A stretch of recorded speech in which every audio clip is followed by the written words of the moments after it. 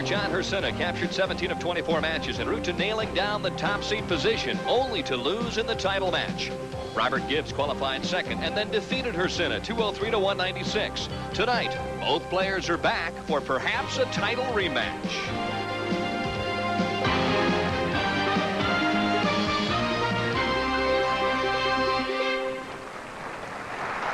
And welcome everyone to Woodside Lanes, located in Naples, Florida. Good evening, everyone. I'm Denny Schreiner, and welcome to the first of 6 PBA Tour stops here in the fall on ESPN. Of course, the first 2 will include the seniors, and then we'll pick up the touring players in Indianapolis in just 2 weeks. Alongside, once again, PBA Hall of Famer Mike Durbin. Mike, let's get right to the top story. He is our top seed, John Hricsina. John has led more tournaments than any other senior player. This is his 8th time from the top seed position, yet he is a dismal 1-6. Well, Denny, he's 1-6, but he's in awful good company of having trouble from the top seed. Earl Anthony, maybe the greatest of all time, as we can see, was 19-28, and the great Marshall Holman, our all-time leading money winner, was 9-20. So Hricsina says it's not so bad, 1-6. Maybe it'll be 2-6 after tonight. Let's move on to our number 2 seed, Jerry Brunette from Rochester, New York, easily the most animated player in the finals here this evening. And Jerry Brunette reminds me of Marty Pirano. From the same part of the country, runs out every strike, is a crowd favorite. If he gets going tonight, Denny, you're going to see him moving around on the approach and generating a lot of excitement with the fans. On the opposite side of the spectrum, our number 3 seed, Barry Gurney, is very businesslike. He quietly moved up the leaderboard into the number 3 position. And he's won a tournament already this year, Denny. He won in Lansing, Michigan earlier this summer in a non-televised event. He's just the opposite of Brunetti. As you said, he is businesslike. He doesn't run out strikes, but he throws a lot of strikes. It's been said there are horses for courses, right? And Robert Gibbs would probably like to move here to Naples, Florida. It's the site of his only PBA senior tournament win when he won over Hursino last year from the number 2 position. Well, he's had an off year this year, Denny. Hasn't made the top 24 like he did on a consistent basis. It's a good thing he hit this center and likes Woodside Lanes. A win here could kind of bail out this year for him. Speaking of wins, Ron Winger makes his 3rd appearance in the championship round. He is looking for a senior title here this evening. Well, I think he's going to have trouble getting it, though, Dan. Ron is an excellent player, but qualifying in that number 5 position, he has to win 4 matches. That's going to be a tough assignment tonight. I don't think Ron will be able to do it. Bowling fans, we want you to keep an eye tonight on the lefty-righty confrontation, especially on this championship round pair of lanes where the lefties have had a big advantage. Well, it's a big advantage. As we can see in this graphic, 246 to 216 on this pair. But I want to add a word in here, Dan. This is television night, though. Sometimes the lanes are a little bit different on the TV night, so anything can happen, folks. We could still have the right-handers win. Okay, well, the opening match just about ready to start here from Woodside Lanes in Naples, Florida, featuring a couple of outstanding players, Ron Winger, and also the defending champion, Robert Gibbs. All right, set for the opening match here, Michael, on lanes 23 and 24. Robert Gibbs threw lots of strikes here a year ago, and he'd like to get back on the same track. Well, we'll see if he can. Robert takes very little time, hooks the ball quite a bit, although he wasn't hooking it too much in practice. Yeah, you're right. That's fairly straight for the Texas Twister. Ronnie Winger is a much more square player. Goes down the boards more, but gets the ball to hook at the back end of the lane. This is his 3rd top 5 appearance in his last 4 tournaments. So he's really found his stroke out here on the senior tour. Pretty direct player, doesn't cross a lot of boards, hits the pocket a lot, and obviously a very good spare shooter. And we'll find out how good as he leaves the 3-6-10 right off the bat. Right. Notice on his last practice ball, he missed the head pin. I think this shot here was almost an adjustment for that last practice ball. And there's nothing more unnerving to a bowler than to kind of just suddenly lose it right at the end of the practice session just before you go into competition.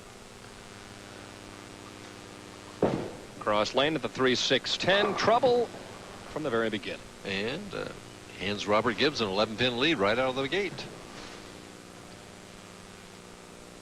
Little shake of the head, obviously. Did not want to start game number 1 with an open frame.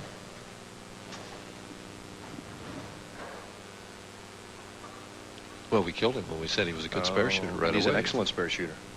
But anytime you leave 2 or more up there, you're asking for problems. Comes back with a beautiful strike on lane 23, but let us see if Robert Gibbs can take advantage and double up. As far as the right-handers are concerned, and in practice, as I was watching, lane 24 seemed to be the troublesome lane. There were far fewer strikes that I saw, anyway, on lane 24 than 23. Plenty of swing. Light hit. Gibbs looked for the shaker, and he ended up getting it. When I talked to the players about that, I said, is there any difference in this pair? And he said, nope. They said they're the same, so we'll see. Robert Gibbs, we watch him. 4-step player, very little time, pushes and steps, a pretty free swing. Ball's a little bit early. Right there, it's in time, though. You see it right at that point. Now the nice slide here.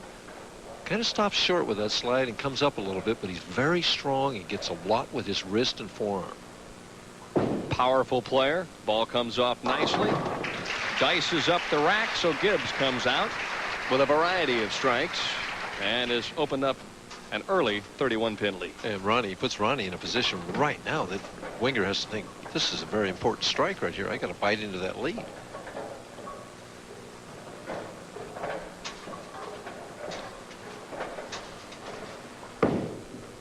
Better shot. This one sails. No wonder the last one went left to the head pin. Yeah, right. The 1-2-10, 1-2-4-10, and if he doesn't make this, Dan, he's going to be 50 pins behind right now. Now watch it follow through. Appears good. Appears the shot was good. Never bit the lane. Never turned over at the end of the lane. Hit the oil and just skidded.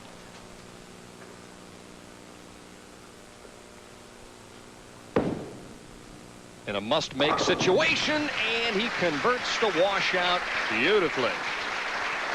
Well, boy, I'll tell you what, if I'm in Ronnie's shoes right now thinking, you know, I just made the 1-2-4-10 to stay 31 behind. I've gone 3-6-10 to 1-2-4-10 on this right lane.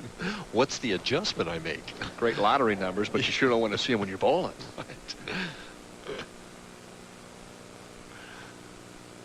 Don't win many matches with 7s and 6s. Mm-mm. Especially when your opponent is doing nothing but striking. Light. Looks like that ball kind of hung up on his hand, Michael, and now he's left with the very same washout that he had on the right-hand lane. It just appears that he has no swing area at all, and if he misses a board to the right, it's not going to make it. Here's that pivot step, very short pivot step right there. He got the thumb out of that ball, Dan, and the fingers lifted. It just hit that oil, and he was leaked it a little right, and it just never got back. He has to make it again. Back to back. Close. That's about a 50-50 proposition, though, isn't it? Just about, yeah. You have to be almost satisfied if you're making that washout half the time. But Robert, right now.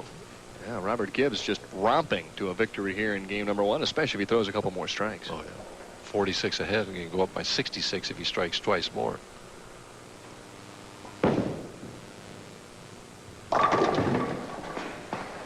Oh, wanted that 7-pin to fall. The difference in the game of bowling. Here's a guy that's opening up the lane a little bit, appears to have a great shot. Ron Winger a little less, as you mentioned, a square type player with his shoulders, not crossing as many boards, and looks like he's lost. And I'm telling you, 20 minutes ago it was the exact opposite. Watching the two players. Now watch the 5-pin here. The 5-pin's going to go flying at that 7. Stand up, almost stand back up in front of the 7, but still miss it. The reason why he is rejoicing and pointing to us is the fact that he has converted a 1-pin spare. The last time he was on ESPN, he missed 2 or 3 of them. Lots of problems. John Hricsina told me in practice as he watched Robert stand up and throw a strike, he said if this guy improved his spare shooting, he'd be in the top 5 virtually every week. Throws that many strikes.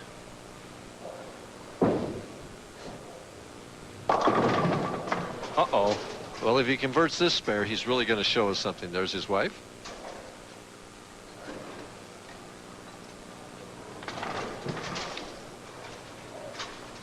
Well, let's see what Robert comes up with here. Try and bounce it out. Hard and straight at one of them. Although he, you know, even when he tries to throw it straight, it hooks.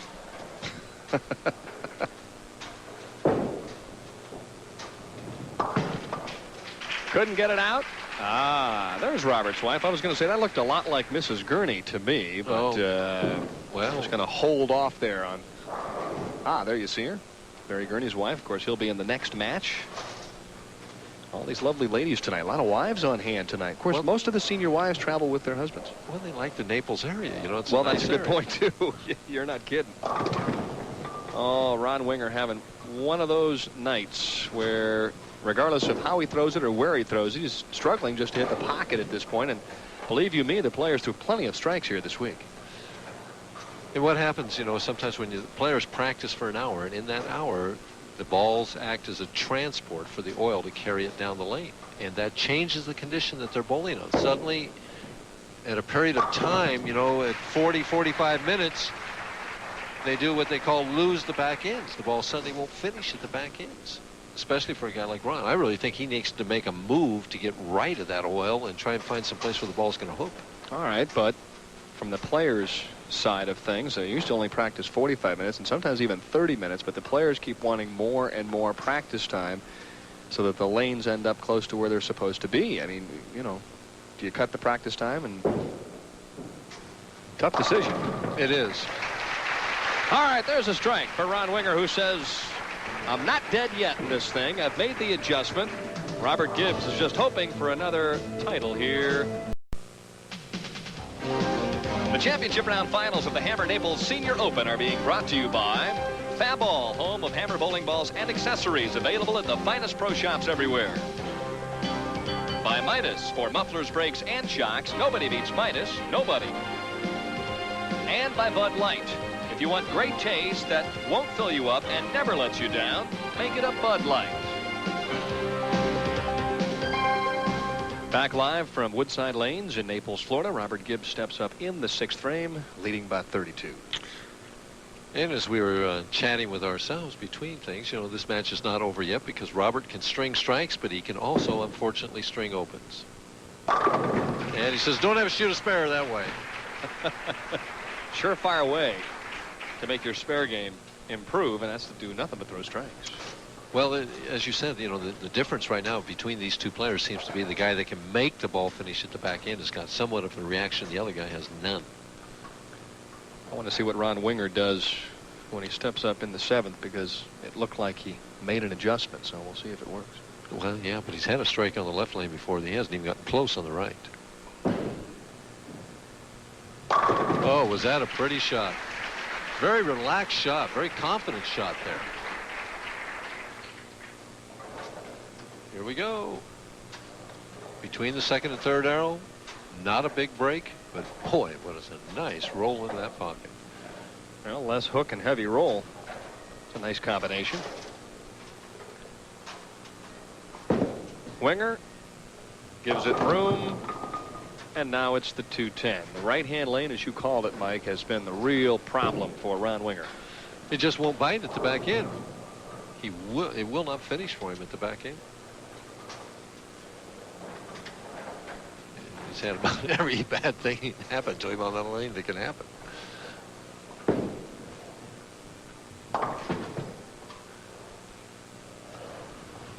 Playing around the 2nd arrow, Dan, and I think he's just too far inside. I think he has to move right around the 11th board, and you see it trying to turn there. It's turning, but it hasn't precessed to go into a roll. The ball never went into a roll there. Speed is good. You can see that just a 2-board belly, 2.5-board belly. Well, the left-hand lane hooks a little more than the right-hand lane, as there you see the reaction. Did you see that little bump there, though? Right. See, this is synthetic lanes here. This is, and they're spliced together in sections, in like 20-foot sections here. We see the arc here from about 11 to 8, a little bit further in, but it finishes on this. But anyway, at about 40 feet, it hit one of those splices and bumped. That ball actually left the lane surface. Trying for the light hit. 2-pin stands on lane 24 for Robert Gibbs. And actually, Robert's heart, I think, beats a little faster, a little more nervous when he has the 1-pin spare than when he's got 10 of them down there. Changes balls to something that goes straighter.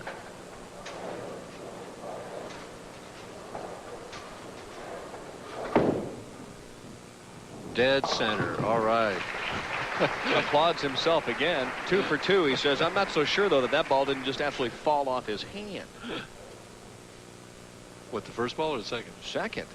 Well, it doesn't matter. It doesn't have to have any power on it to knock over a 1-pin. I know that, but the point I'm making is Yeah, it does, right? Just fall off his hand. I mean, that's a double bouncer before it gets to 15 feet. But he says maybe he shoots the spares that way. He's taking his new style. Moves to the Brooklyn side on the left-hand lane. Having a good time out there right now. We'll see if he has a good time when Barry Gurney gets over. Comfortably ahead, 53 pins in the 9th frame. Well, let's see if he can go 3 for 3. Now, this is a test. A 10 pin. 10 pin. See if it falls off his hand again.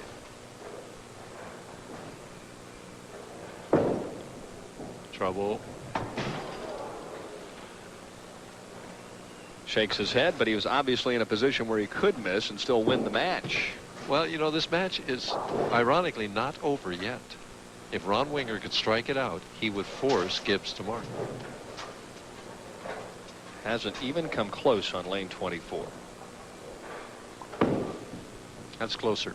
That's perfect. He says, where have I been? Look at Ronnie. That's what's so great about the sport of bowling. Now, he's got one lane dead labeled, the other one he finally figures out. But he's finishing on the one that he's got dead labeled in. And if he strikes it out, he's going to finish with 192. He'll force Gibbs to mark. We see the tighter angle there. He's 11.5 to 9.5. The last one got out to 7.5. So he just tightened it up, and he did the exact opposite of what I recommended. It's probably good advice. Wonder if he moved his feet. Right. Has to have it. And then on the good lane, it's the 310. So just one of those nights for Ron Winger. Obviously couldn't get the ball to do what he wanted to do on the championship round pair. Or couldn't get himself to do it. Well, a good point. When you're in that situation, you feel like you're aiming at a half a board. And the arm just gets so tight and the span gets shorter. And it's just hard to make a quality shot. Ron Winger will have to settle for 5th place.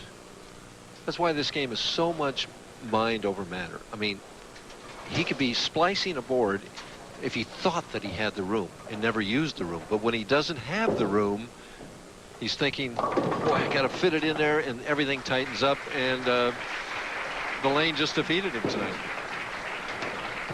It's tough, though, to be confident when you know if you miss a half a board either way that you might even miss the head pin. That's true. It's very tough. I mean, it's not like you're going to be high or light in the pocket. We're talking about either washout or left of the head pin. That's right. Obviously, you can see the perspiration all over Ron's face. Look warm down in the bowler's area. But it was a beautiful day here in Naples. In the low 80s today. Wow. The 4 and the 8 fell very late on that spare, but they did fall. The machine did not hit him. I saw that. So he's got the 2 pin up there. Much easier spare than the 2, 4, 8. Oh, he'll handle this one. Not that it matters. He's already won the match. Ron Winger with a game of 169. That's a big surprise. He was striking in practice. Oh.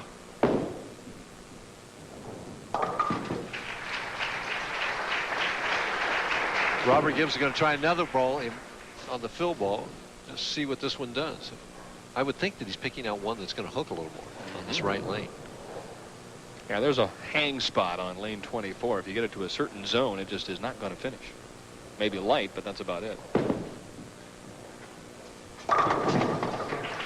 That one sure did. Have to watch to see if he uses one ball in the right lane and another ball in the left lane. That's going to be tough because they're both the same make of bowling ball. But if anybody can do it, my partner Mike Durbin can. Old Eagle Eyes as Robert Gibbs wins match number 1.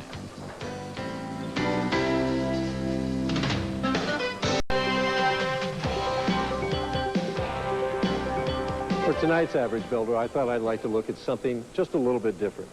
And that's the importance of our feet in the approach in the sport of bowling. And the delivery I want to look at is a 4-step delivery in a right-handed player, because that's what I am. The first thing we want to consider is our stance. And the primary rule of the stance is that I want to be comfortable. Now, I might do that by putting the left foot slightly ahead of the right, or I might have the feet together and my ankles touching. Or what I personally do is I separate my feet a little bit like this. But the important thing to remember is I want to keep most of my weight on my left foot. So it's easy to step out with the right foot on the first step. And speaking of that first step, it should go just about as far as I push the ball. So if I push out to here, there's the first step, just like this. Now it should go right in line with my right shoulder. What many of us want to do, though, is we want to cheat over here in front of the left foot. I don't know why we do that, but we seem to do it. And that leads to problems later on in the approach. So make that first step right in line with your right shoulder. The second step goes the same way, right in line with my left shoulder. That leads to the third step, which is known as the power step or the pivot step. And the mistake a lot of people make on this step is they make it too big. They get way out here like so. The reason that's wrong is I want to use this step to bend my right knee to get down into a leverage position. If I make that step too big, I'm out of position. So what I recommend is you make the step slightly smaller. So now I'm in position. I can bend that knee, kind of sit down here, and get in good position to have leverage when I let the ball go.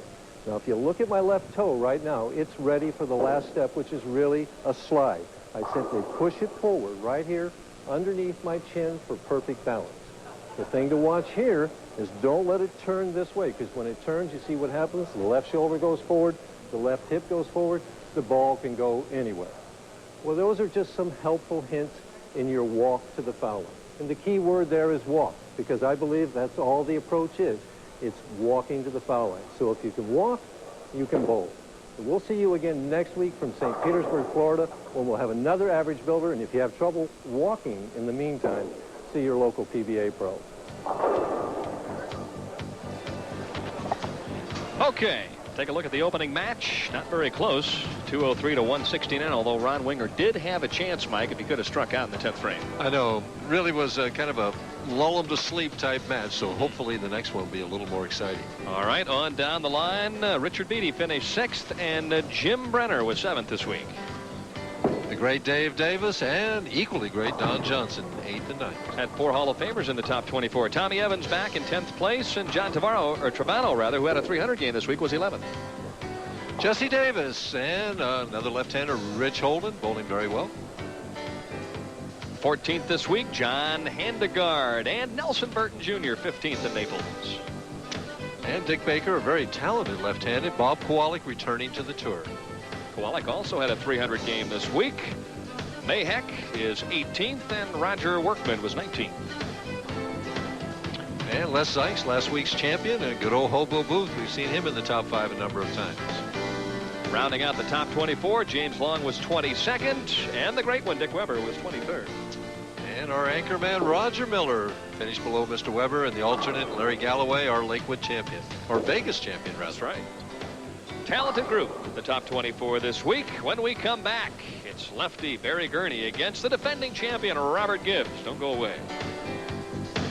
Match number 2 in the Hammer Naples Senior Open. And first good look at Barry Gurney of West Hills, California. And we'll see just whether the lefty advantage on this pair is going to show up. Doesn't appear right away as he starts right off with a 410. Looked like that ball came off his hand pretty quickly. Well, this is his first game on national television at any time.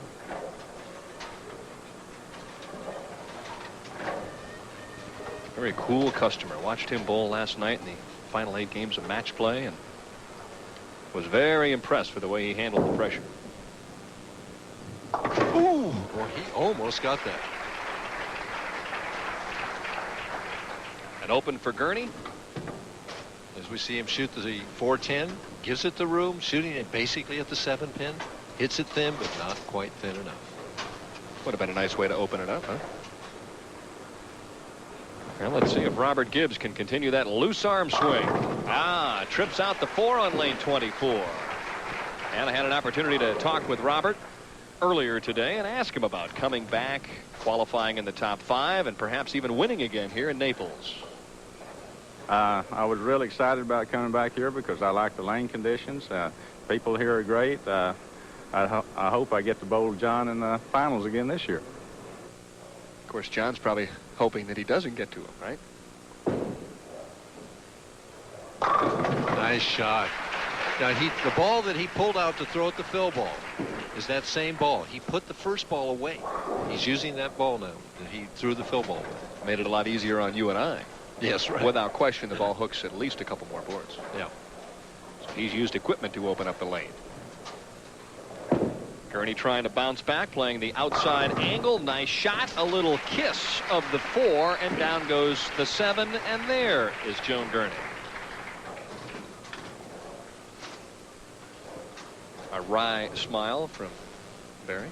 Well, you know, in match play competition, getting out right away ahead of your opponent is usually very advantageous.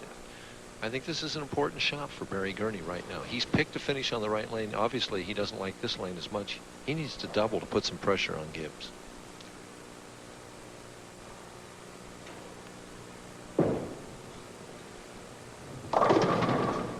Well, one would suspect after going through the nose on the opening shot that the next one would be a touch light. And he made the adjustment, probably moved a board, maybe 2 and 1, 2 with his feet and 1 with his target, and he came up light. So now he's fishing on that left lane. Question I have to you is, it was not because he did not throw a particularly good shot. How do you read ball reaction and lane reaction when you maybe don't throw your best shot? But he's thinking he threw a good shot on that first frame. All right.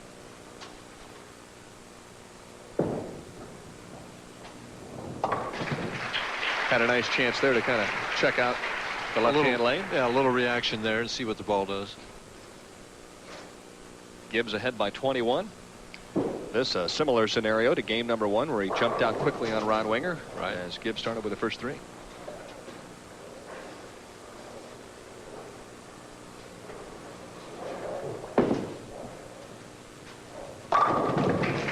Boy, he's got a nice reaction with that ball. I'll tell you what.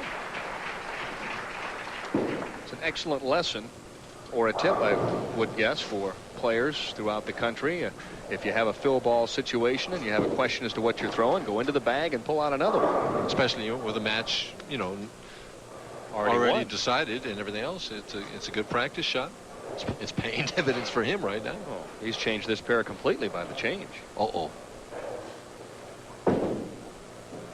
Robert Gibbs distracted by a couple of spectators who are coming in very late. He looked up immediately and was fortunate that he ended up just leaving the 10 pin. Yes, an old gentleman. We have some bleachers down the lanes, and an old gentleman slipped and almost fell. I thought he was going to hurt himself. Then he had a cup of coffee and everything else there, and getting onto those bleachers right in the middle of Robert's approach. Showed great balance and poise, not spilling any coffee. Yes, he did. And Robert says, okay, I made the spare. The gentleman's in the stands. He's got his coffee. Everything is fine. He gave Robert a hand.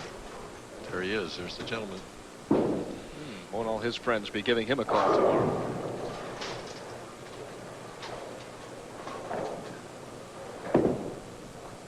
Gurney with a nice roll and a nice action at the back end. Gets the pins to topple a little bit. See what kind of an adjustment he makes now. Light or high, then light. See if he kind of fudges back to the left and picks up the speed just a little bit. Strike here cuts the lead at 20. And gets Gibbs's attention.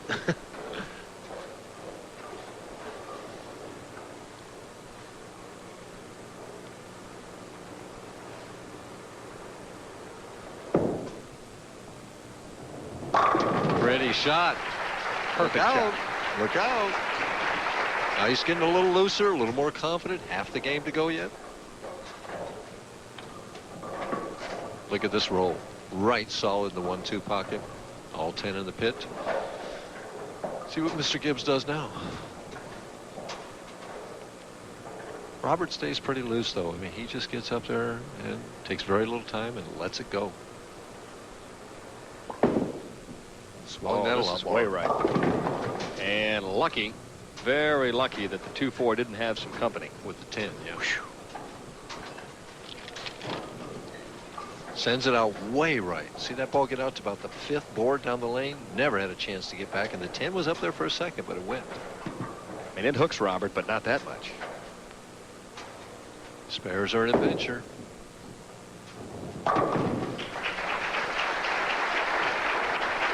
All right, but no strike. Gurney's on a double. And the lead is down to 18 pins. See, no matter what Robert does on this shot, Gurney, if he steps up with those 2 strikes, can take the lead. So he's got himself back in the match.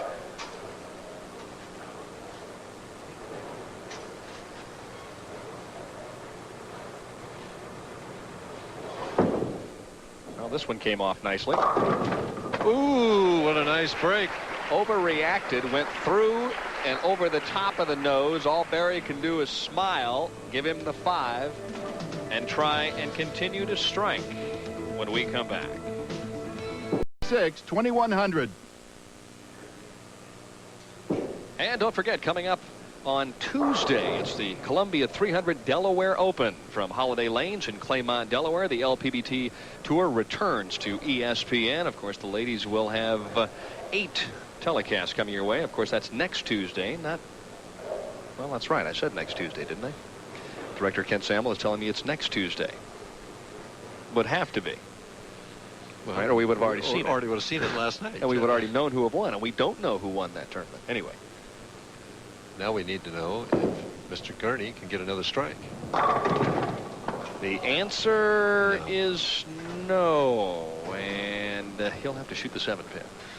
That was an important shot there. They could have cut it down less than 10 pins and really gotten interesting in this match. Gibbs just trying to stay cool. Gurney trying to track him down from behind.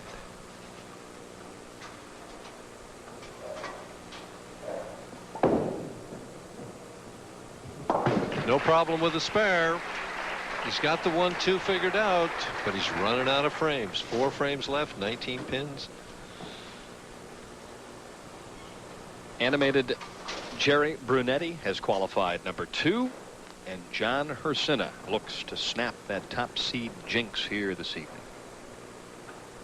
We're going to be interviewing him after this game. We'll talk about that a little bit. He has had a rough go over the last year and a half. Light, and now it's another corner pin, this time the 10. So Gurney getting to the pocket, but certainly not in the flush variety. Right. He had one real flush strike, that last one on the left lane. Every other thing has been a little lighter, a little high. He's going to have some help from Gibbs. If Gibbs continues to throw the ball in the pocket, he's definitely carrying much better than Gurney. Barry Gurney averaged 240 on this pair of lanes throughout the week.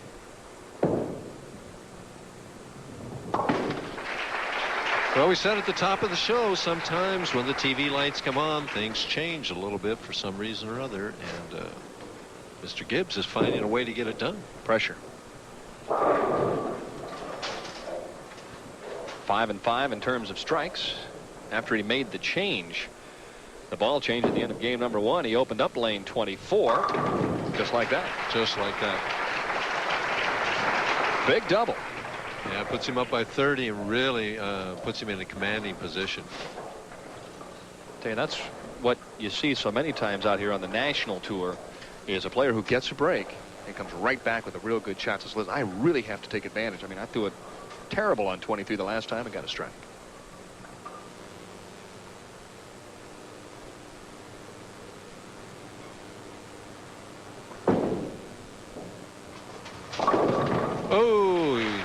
Same light hit that Gurney didn't carry, he does carry. I saw a little shake of the head from Barry Gurney there too. I mean, he's thinking Brooklyn one time, barely hits the head pin this time. Watch the 1 pin, see if it hits the 2. Just clip the 2 going. It's that's known as a bucket crumbler.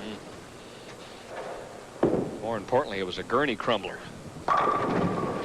Great shot there, but he's going to need to take this game out the sheet if he expects to have a chance. Yeah, out the sheet is 227, Dan. Right now Gibbs is going at a 237 pace, and Gurney does not look very confident at this point in time. But if he wants any chance to win, he has to strike here.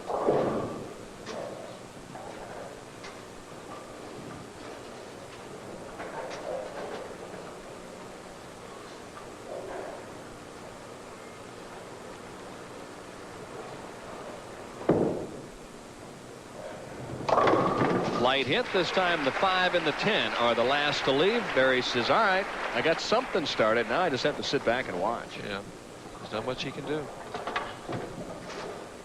Left to the second arrow. Ball makes a big move in the last 5 or 6 feet. The 5 and the 10 were the last ones down, but they went down. Gibbs on a 3-bagger. Is very confident on the right-hand lane now. Trips out the 4. Ooh. Gibbs getting every break in the world. Carrying 2 trip 4s. The Brooklyn hit, or nose Brooklyn hit, the light hit. When you're carrying all those, you shoot the big scores and win the match. And right now, he's basically got this one. He can open in the 10th and still win this match. If he strikes out, it's 267. The defending champion still alive.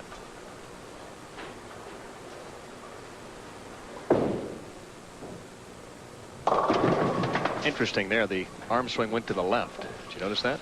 Well, you just, you know, basically he's thinking in his mind, he knew he had the game won. Just don't throw it in the gutter. Don't make some dumb mistake. And suddenly your thinking goes negative instead of positive. He played that a little defensive. Makes a spare. He's in the 240s. He wins the game easy. He misses the spare. He's got the game won.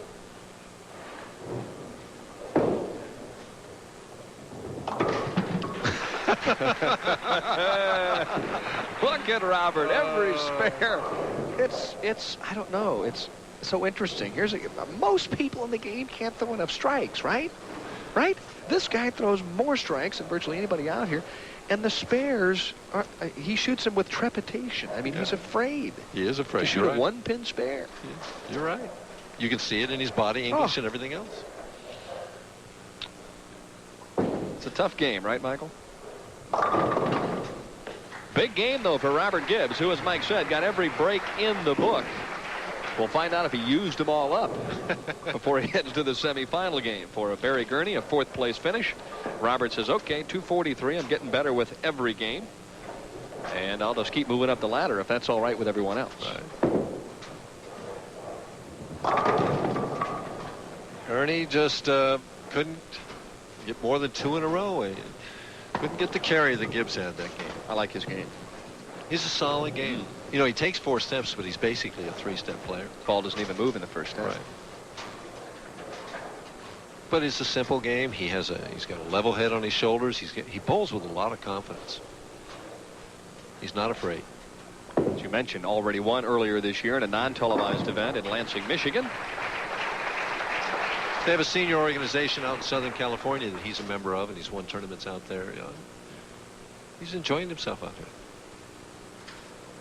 And there's just so many guys around the country like Barry Gurney that have waited and waited and didn't get a chance to try the tour as a younger person. And now at age 50, they're saying, hey, I can compete with these guys. I can compete with the Webbers and the Hursinas and the Handegaards and the Davises and the Burtons. Every week, it seems like we see a couple of players make the finals, make a telecast. A good week for Barry Gurney, who finishes up 4th. And Robert Gibbs is still trying to move up the step ladder. When we come back, our top seed, John Hricsina, will chat with Mike Durbin, and they'll discuss that top seed jinx and what to do about it. Champion Ray Mercer battles Mike Dixon, and he's merciless to everybody on his way back to the top. Don't miss the action Wednesday night live on ESPN.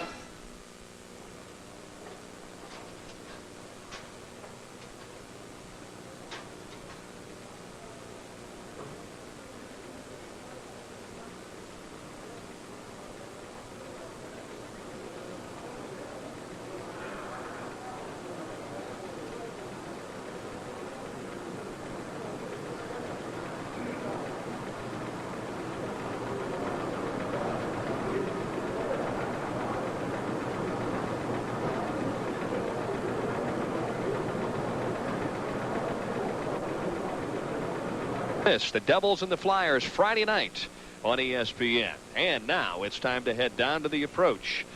Michael Durbin and our top seed, Mr. Hricsina. Michael, take it. And our tournament leader with us.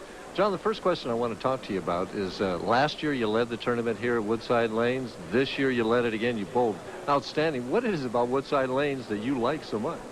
Well, I bowl real well on synthetics. Usually I've made 5 shows this year, and they've all been on synthetics, so that might be part of it. And the condition here just favors my type of release, I think. Why do you think you bowl so well on synthetics? I think I get an evener arc, and I always have back ends. It seems like the back ends never go away. Okay. Next question I got to ask you, John. I know you've been asked a lot of times before. From the top spot, this is the 8th time you've led a senior tournament by our records, but so far for the first 7, you're 1-6. In the past, what's been the problem? Well, I've bowled a couple times. I bowled bad, and most of the other times the guys just bowled a big game against me. There's nothing I can do about that.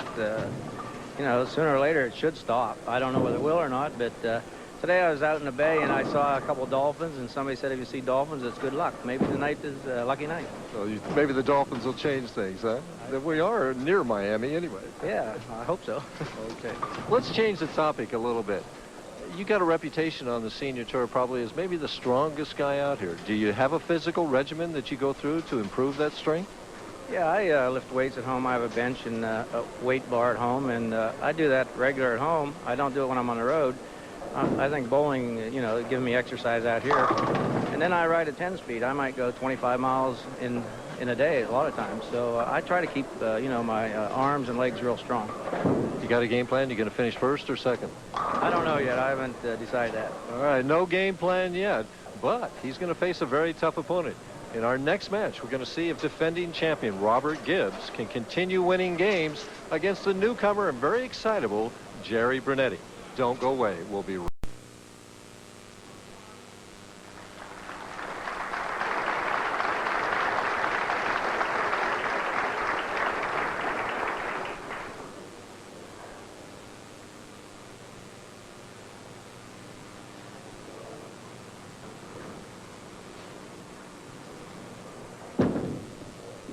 Lane this time. It doesn't start with a strike. You know, Brunetti picked to finish. He has the choice. He wanted to finish on that left lane. Maybe he saw that Gibbs had some trouble and said, maybe he'll get an open right away. And boom, double pinochle. Well, he just moved from 1 to 2 opens unless we see something sensational on the shot.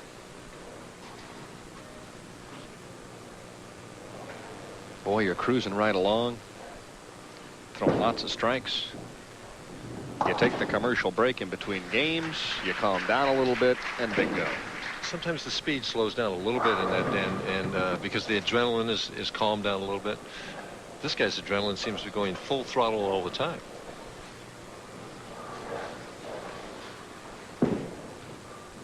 Plenty of room on the opening shot, and Brunetti comes out with a strike, and he is fired up from the onset. And the crowd just comes alive. This guy throws a strike, and the crowd just boom. Well, he has 2 daughters that live here in Naples. But more importantly, watching him last night, every time he would strike, he would high-five half the people in the crowd. I mean, this guy was getting people involved. Bowled in his first senior tournament in this house a year ago and finished 11th. Right.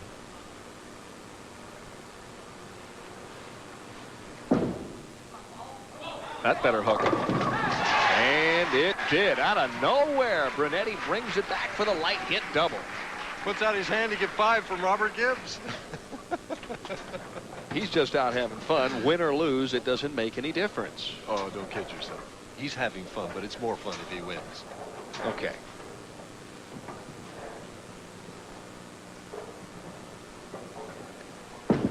Robert Gibbs trying to wipe the smile off his face with a strike on the right-hand leg. Suddenly things have changed now. Let's see what kind of an adjustment he makes on that left lane. He's got to move in, Dan. Well, I think you might be right, though, Mike. I think the ball speed was a little bit slow, and that's why it overreacted. I still think he needs to make some kind of an adjustment on this left lane. Move in aboard. I would.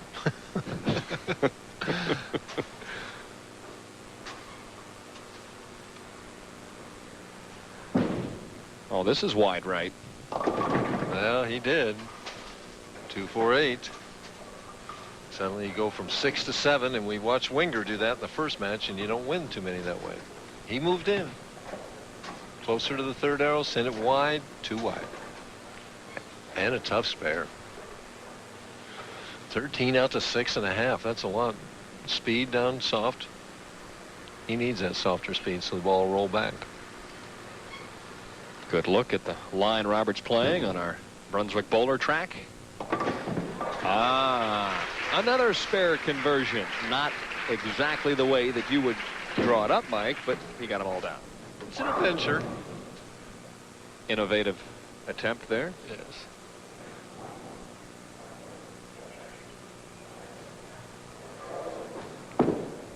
Brunetti for 3 in a row. Ooh, diced up the rack nicely. 5-pin, or was it the head pin that went to the wall and didn't get the 10? Both of them. Yeah.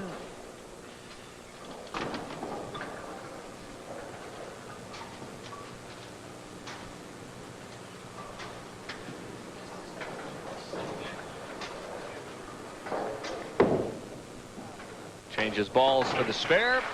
And Jerry Brunette asked him about his thoughts making the final 5, and this was his response. Well, I just want to bowl as well as I did all week long and make my good shots, and hopefully I could win. And tell me something about the kids. I know that you have an opportunity to transport some kids in the Rochester City school systems. Right, I work for the Rochester City School District and transport handicapped children. I've been doing it for 17 years now. You want to say anything to the folks back in Rochester? Yes, I want to say something to all of them. And what can you say? You know, the crowd says it all with this guy. Light, the 10 pins there, and it gives the gentle touch and falls over, and he gets the crowd stirring. The point I was going to make before was that he wanted to say hello to everybody in Rochester, all the kids, because he just wants to win this very badly for everybody back there. He's a tiger, that one right there. Ahead by 21, but if Robert strikes here, he cuts that lead to 11. That would seem Robert's got to do something on this left lane. Lost it for a couple of frames here.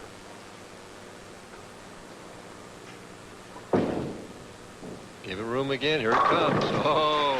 He caught all of that one at the bottom of the swing. He just decided to overpower it a little bit. Nice weapon if you got it. Yeah, when you can reach back for another 15%, it's a big advantage. It was never in my arsenal, so.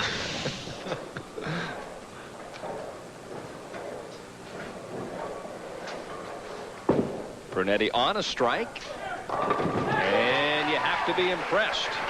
He has done nothing but hit the pocket. He hitches up his trousers. I mean, he's ready to throw the second shot before the ball's even back.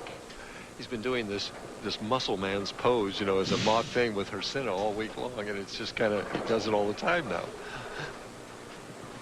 Trying to go ahead by 31.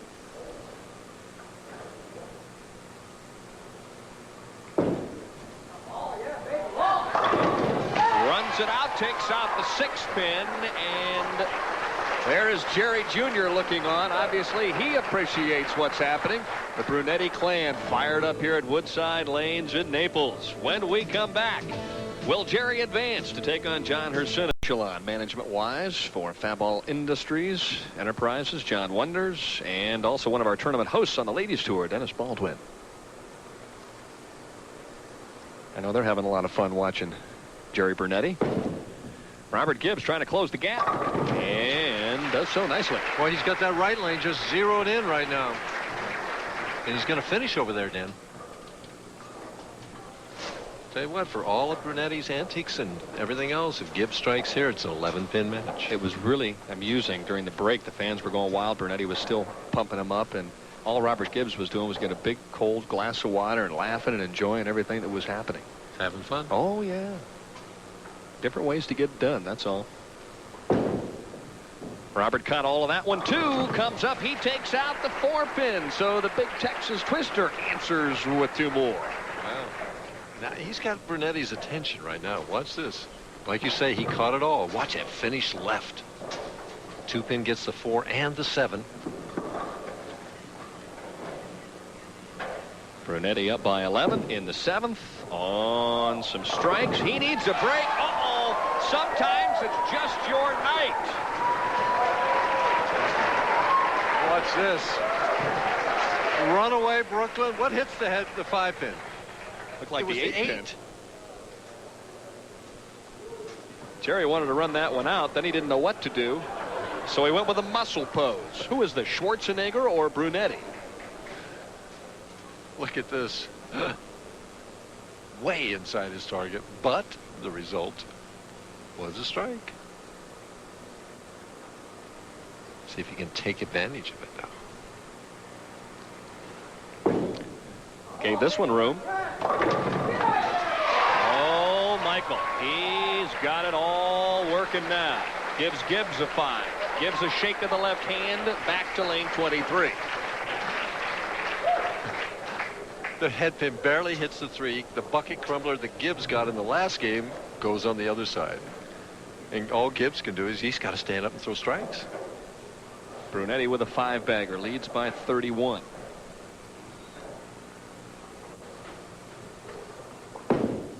Gibbs trying to fight back. This time the 10-pin will not fall. Good shot. Under the circumstances, I'd say yeah. Yeah, I mean, if he was watching those last 2 strikes by his opponent, I mean, they had to demoralize anybody, I'll tell you what. Those are the old demoralizer shots, you know, you throw. I'll slip in a little one here now to demoralize your opponent. Gibbs with a spare of the 10. Now it's a crucial situation.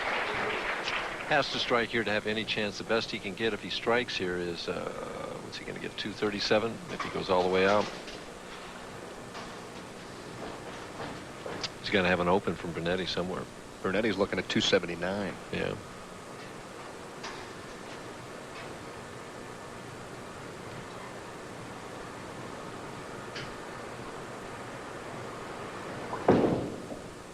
Needs it. And performs beautifully in the clutch. He has bowled very well tonight, I mean to tell you. Changed balls, made his spares, fought back from opens. Takes a look over at the board and realizes if Jerry strikes here, it could be lights out. Oh, he likes it. Got the big hammer out with that shot. I'll tell you, Weber came over here in between frames and said, this guy's wears you out just watching him.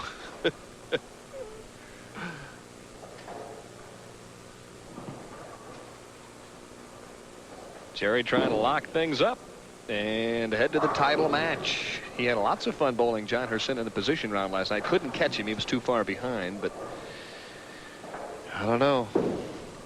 Hricsina's got to be watching and realizing that Brunetti is really loose at this stage.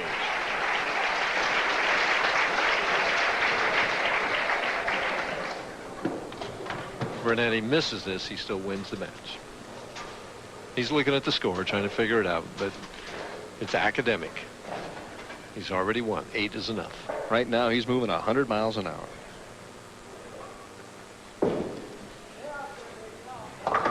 To the spare ball, runs out the spares as well. 10th frame, Robert.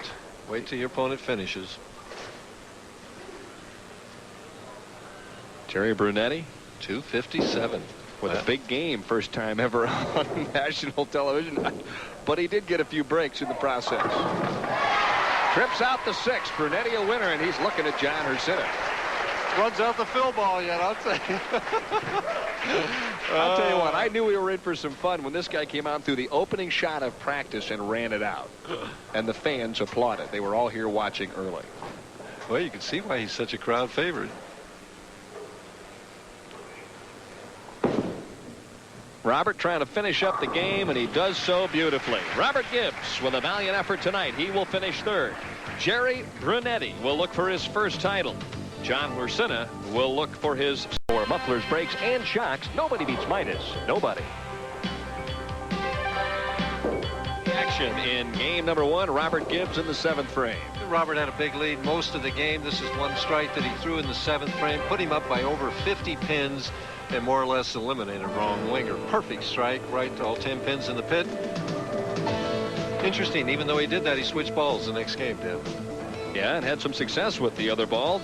203 to 169, kind of low scoring in the opening match, but Robert was victorious over Ron Winger, and then we moved into game number 2 here in Naples, Florida. Once again, it was Robert Gibbs, this time in the 6th frame.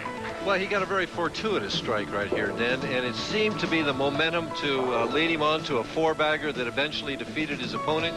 Watch it go right through kind of what we call a snow shovel Brooklyn, 10-pin, the last to fall. He took advantage of it, though. Robert was leaning almost as much as the head pin on that shot. 243 to 205. He was victorious over Barry Gurney, so Gurney finished 4th. And then it was on to the semifinal game, and Gibbs ran into a red-hot Jerry Brunette. And Jerry Brunette had all the match. If he strikes in the 9th frame, he could open in the 10th and win through maybe his best shot. 10-pin a little slow to fall, but it fell. Talking to it all the way, a mile a minute for Jerry Brunette, who sets up an opportunity to bowl Hursino.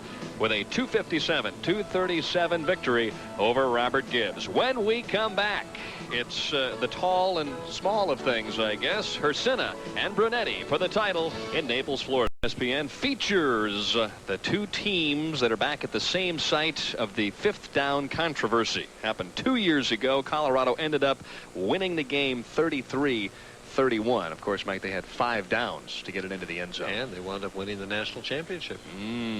So that'll be an interesting ball game. Of course, you and I will be heading up to St. Petersburg, Florida for the Pinellas Suncoast Pinwheel Open live on Wednesday night beginning at 7:30 Eastern Time, 4:30 for you folks out there on the West Coast. And the title game will be worth $8,000. But for Hursino, he wants to break the jinx. For Jerry Brunette, he wants to win this title so bad right now he can taste it. And Hursino's chosen to do the exact opposite strategy that I thought. He's going to start on the left. Comes out, fires it right, throws an excellent shot, and leaves a solid 10-pin. I really felt that his best opportunity in this match, because all the momentum seems to be with Brunetti, is he has to get out ahead first and get Brunetti down. If Brunetti gets out ahead of him, I mean, I just think the momentum may not be able to be stopped. Trouble. Well, John just seems to find a way to get himself in trouble right away. Head down as soon as he missed. Oh, look at the deep sigh from Brunetti, who realizes he's in an excellent situation. John Hricsina has lost his last 8 games on national television. Brunetti tells it to carry, and it does. So you get in a frame of mind that just like a dark hole. Positions by round, and Brunetti was first from the 2nd through the 5th rounds in this event. Of course, last night Hursino averaged what, 250 something, and yeah, took over the lead in the last couple of games. Brunetti has been at the top, as we can see, the whole tournament. Never lower than 3rd. A double to start the match after Hursino opens, and that's exactly what Jerry Brunette was hoping for. There's our proprietor and host here, Pat Sanello. Pat has a 21-year-old son named Bruce, and Bruce, if you're listening out there, give your dad a call. Hursino needs a break desperately. 6-pin just kind of lays around the 10. Nothing happening there. In the 6 games that he has lost from the top seed position, we mentioned he is 1-6. His opponents have averaged 234 against him. The only game he ever won from the top seed position was in St. Charles a couple of years ago when he shot 269. And Jimmy Certain shot 247 at him then. It can give you a complex then. What a difference between night and day for John Hricsina. We can see, you know, in the day rounds, 3 day rounds, he averaged 226. That's respectable, but he just crushed them at night. 244 at night. A little more swing. This time throws a solid strike on the left-hand lane, but I think your assessment is right on the money, Mike. He needed to start quickly and didn't. Now it's going to be a come-from-behind effort the rest of the way. He has to hope that Brunetti's going to get some kind of bad break, a tap of some kind to stop.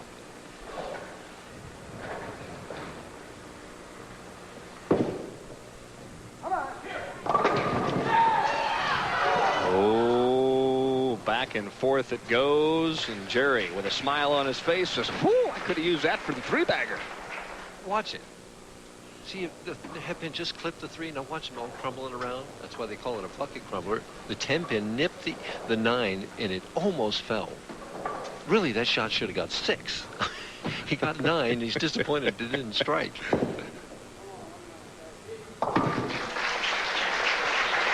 But the important thing that Hursino is thinking is he stopped. If I can throw a couple strikes, I'm back in the match. He knows he can strike. He's done it all week long. Yeah, but it's just one game that is over so fast. And when you're struggling and you're pressing a little bit and you're squeezing a little bit, it's just not free and easy like it's been. To the gutter and back. This time it doesn't quite get there, but again, another major break. Could have had a 6-pin count, went from that to a 9-pin. He could have had the 3-9-10, a split. That was up there for a second. And as you say, another major break. Only the 3-pin, an easy spare, maintaining count, not losing the momentum. Let me ask you this. Is the roll that good and free right now that he's got those pins just jumping all over the place? Probably. I mean, a ball that comes off a nice loose free arm swing reacts much differently than one that's being squeezed a little. Exactly. Tell me about it. Yeah, you were the master. You were the master of the ladder, we should say. But you still won 14 times, Mike. I mean, you had to do it right a few times. Hursino reaches out, needs the ball to hold pocket, trips out to 4, and that's a huge break. I thought that ball was going high for double pinochle as Sue looks on, figuring out the score. John, strong player, 4-step approach. Watch how short the backswing is. Doesn't ever get past his hip. Now look, long slide. Look at how that wrist cups around. Oh, he got a handful on this shot. Yeah, that was a strike all the way. All right, Hursino comes back, says, all right, I've got the left-hand lane. I got to still work on 24, but at least I'm back within striking distance. He's ahead. He's up by 1 pin.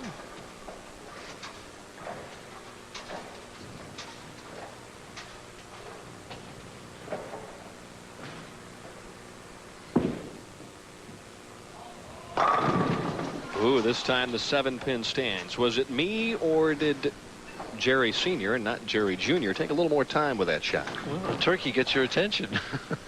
And you know, you just can't keep that high. You know, on a scale of 1 to 10, you can't keep going emotionally at a 9 or a 10 all the time. You got to come down sooner or later.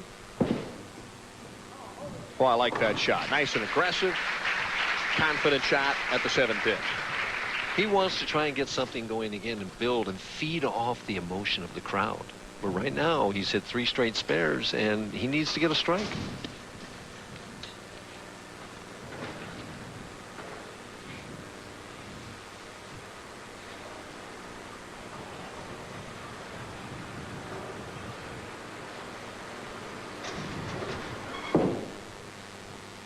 Stayed with that shot, watched it all the way. Another nice hit, and it's a strike for Brunetti on the left-hand lane in the 6th frame. Hursino up by 2, works on a 3-bagger.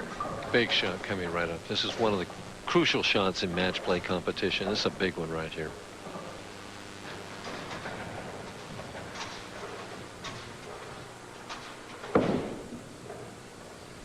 Oh, did he throw it well? You talk about a handful on that one. Woo! And Brunetti's over there congratulating him. That's what I love, like I told you.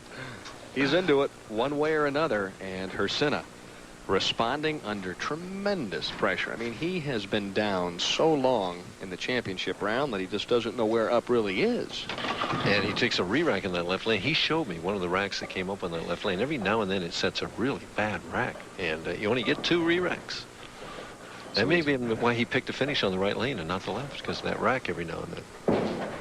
Really used the loft, really swung. This shot comes charging back, a 5-bagger for Hursino, who was bowling like the top seed. Like he bowled all week long. Again, tremendous turn and left. Watch how far that ball goes out. Maybe to the 4th or 5th board, and it just turns left. I used to throw them like that all the time. Must have been in your younger days. Brunetti's got to have this one, Dad. Gotta have it. Comes up light and doesn't quite get the job done. And suddenly that emotion has gone from 9 down to about a 3. Boy, he started with a double. Hursino started with an open and a spare. Since that time, Hursino has really just taken it up a notch. That trip 4 was just a big shot back in the 4th frame.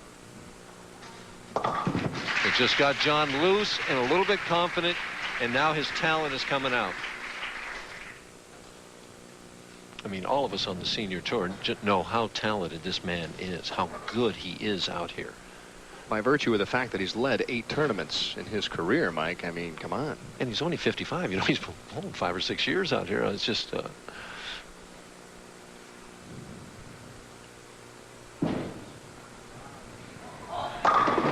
All right, Brunetti not going to give way in this match. He'll fight you right down to the final shot. But if John Hricsina throws a couple more here, Michael, he could coast home. Well, again, but if he would stop any time in the process, right here, for example, he's in the 230 bracket right now, Brunetti would still have a chance. One of his very, very good friends, and of course the top player this year on the senior tour, Gene Stuss, back home having some tests performed on his heart. We got the word today. Gene called the bowling center. Everything is fine. He'll get the results back tomorrow, and hopefully he'll be back down for the tournament next week. And something has distracted John Hricsina. I do not know what it is at this point in time, but he's waiting for something to be moved or something, it appears to me. Has he related that to anyone? He's standing there smiling at lane 24. And I think he asked for a re-rack, Michael, and it didn't quite happen. Okay. So he's burned both of them now. Yep. Well, he knows that if he strikes here, that puts him out of reach with just 2 marks in the 9th and 10th for Brunetti. Needs to reach out on the right-hand lane and does. Boy, John Hricsina just pounding away at the pocket. Looks like maybe the tale of the 2 dolphins is coming true. The tale of the 2 dolphins? Sure. And that is? 2's better than 1. If you see 1, you get great luck. Oh, I see. Yeah, that's what he the talked captain about told in the interview, right? Sure. He saw 2 of them, which means he's probably going to win the next time he's the top seed, which could be next week, by the way. Arm swing loosens up. You get the light hits. Oh, Hursino may have just turned things around. And you can see Jerry Brunette congratulating him. Jerry realizing what's been happening over the last couple of years, as of all the senior players. And that basically does lock it up. Even if Brunetti strikes it out, Hursino can open in the 10th and still win this match. One of the bright young stars out here. I guess at 50, you're young on the senior tour, but Jerry Brunette. There's one of his daughters.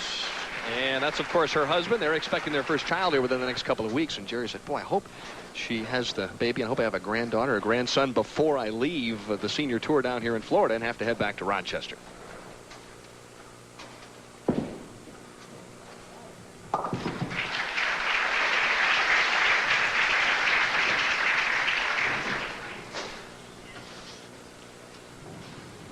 Of course, next week we're heading up to St. Petersburg, right? 3 stops in Florida is not all bad.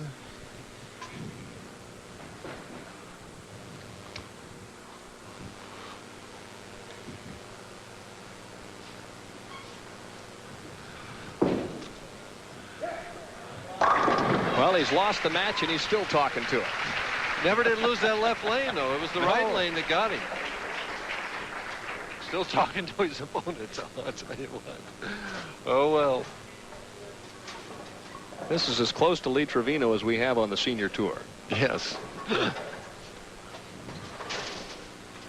Be interesting to chart his course out here to see if he can get back to the championship round and win a title. He really has given it a wonderful performance tonight.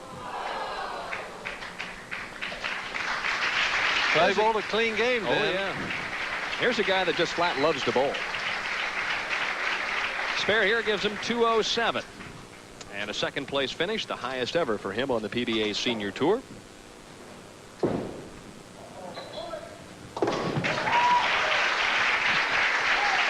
And John Hricsina can strike it out for 269. What did you say he won his other title with? 267? No, 269. 269. I'll tell you one thing, that man right there is feeling pretty good at this stage. He had lost 8 consecutive matches in the championship round, was 1-6 from the top seed position.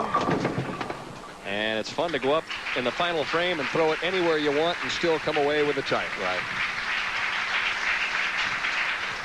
Senior title number 2 for John Hricsina, who told me during the warm-ups, he said, geez, if I could have won a couple times coming into this one, I might have had a shot at Player of the Year. Obviously, if I could win here tonight.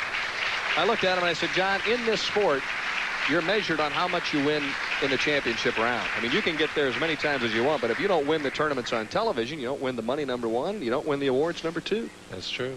That's very true.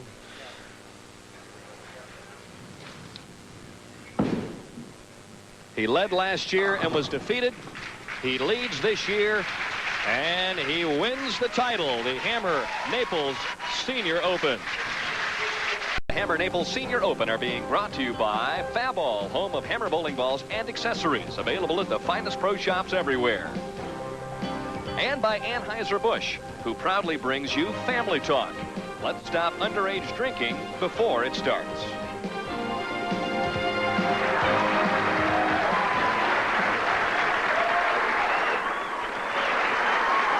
And the winner and still champion, John Hricsina. I got to get a quick comment from you. It's been a long, dry spell. You bowled great tonight. Yeah, it sure has been, and this might have made it just feel that much better. You know, I'm so happy right now, I don't know what to say. Well, then we'll go to Earl Widman, who is the chairman of the board of Fab Ball Enterprises. Earl, I know you have a great trophy. Congratulate John. Wonderful bowling all week. We have Fab Ball, the home of the Hammer. Hope you win many more. Okay, thank you, Earl, and I want to thank the Hammer Corporation, Johnny Wonders, and Dennis Baldwin, and the whole crew. Thanks for sponsoring our tournament. We need you guys, and I couldn't be happier to win this tournament. All right, Pat Sonello, the proprietor, also has a nice check to award you, John. Congratulations, John. Here's a check for $8,000. And I'd also like to thank Fab for their sponsorship and all of the great people that we've had out here come see the matches. All right, when we come back, we'll let you respond. We'll be back to Woodside Lanes in Naples, Florida, and we'll chat with our newest champion. Are set in rotation with constant acceleration equals a torque acting on total energy plus potential energy causes rotational kinematics and constant acceleration of rigid and free-falling bodies. It's a team that always gives Notre Dame a hard time. The Fighting Irish visit Pitt. Then Stanford faces UCLA Saturday. College football on ESPN in a class by itself. All right, we're back. 245 to 207. John Hricsina, the winner. And, Michael, a question for Mr. Hursino. John, recapping the match a little bit, you missed the 10-pin in the opening frame. I know you had to be thinking all these bad thoughts again at that time. When you tripped the 4 in the 4th frame, was that the shot that loosened you up and relaxed and enabled you to make the big string? Well, when I missed the 10, the ball slid off my thumb, and I said, well, you know, I didn't stick my hand in the ball, and it must have been a little slippery. But when I tripped the 4, naturally it loosened me up, and he wasn't striking like most of my opponents have been doing lately. And, you know, I started feeling comfortable finally. John, you look relieved. Sue, you look really relieved. I am. Tough to live with somebody that's lost 8 in a row on national television. Yeah, it is. Was it that bad, John? Yeah, she beats me up every time I lose. Well, I know one thing. You've won your 2nd title, and, of course, you'll be back here next year. And what about next week, quickly? Well, I'm going up there, and I hope I can bowl just as well as I did next week. I don't want to be a hog, but I'd like to win that one, too. You heard it from the horse's mouth. John Hricsina. And coming up next week, the PBA Senior Tour heads up to St. Petersburg, Florida, and Seminole Lanes for the championship round finals of the Pinellas Suncoast Pinwheel Open, beginning at 7:30 p.m. Eastern Time, live on Wednesday.